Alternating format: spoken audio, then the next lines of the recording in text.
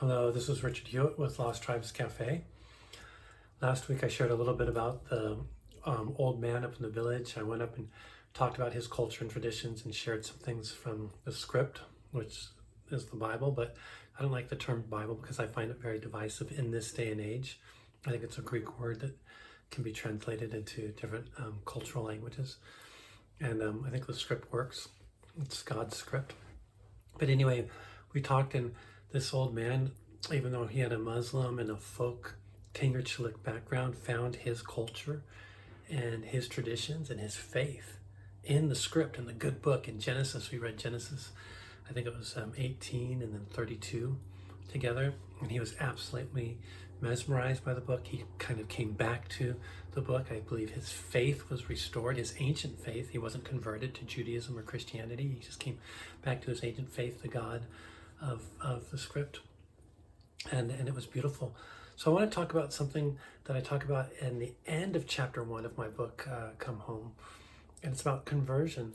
So we see that when people are invited to the Passover feast in Scripture, when they come to Israel, foreigners who come to Israel and celebrate the Passover feast with the Jews are supposed to be circumcised, and they can't celebrate the feast without circumcision. And circumcision is really a sign of conversion. It's like I accept all the law and Moses and but there's another feast, and I think that's really appropriate, especially in ancient cultures, as people come into a new land. You respect the land, your host country. You accept their laws and adopt their faith. And things are different now, I think, in a multicultural world. But one thing that's really interesting is there is one feast, the Feast of Tabernacles, where God calls all nations to come and worship inside of Israel. And the tabernacle is a dwelling, so the Jews will often live in a rectangular tent for a week in remembrance of their nomadic past. And one of my dreams, and I hope God will bless this, one of my dreams is to see the nations come with their national homes, like a teepee or a yurt, a ger for the Mongolians, or a hogan for the Navajo, Aiel for the Altai, come and bring those and erect them in Jerusalem and worship the God of the script side by side with Jews. And I love this, again, I love this feast. The nations are coming, and there's no call to circumcision or religious conversion. And I believe one thing that we're seeing in our day and age is that the religions of the past were actually inoculated by these scattered tribes of Israel.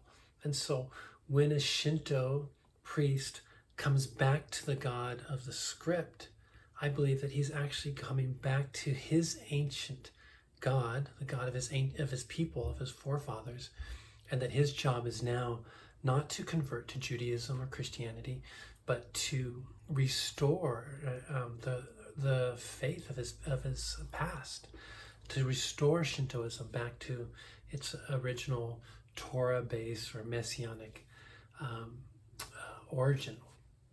So that's just one little bit that I wanted to add to the end of chapter 1. Again, we started last week, ended it this week, and then hopefully in the next few weeks we'll talk about why I believe conversion is no longer a part of God's international agenda, especially as we go to other countries. Like, I believe a missionary, Jewish, Muslim, Christian, whoever the missionary is, it is not his job to convert the host people that he is now living among. His job might be to inoculate that culture with truths from the Great Script, or messianic messages, some teachings, but not to convert them to his religion. I think that is not God's plan.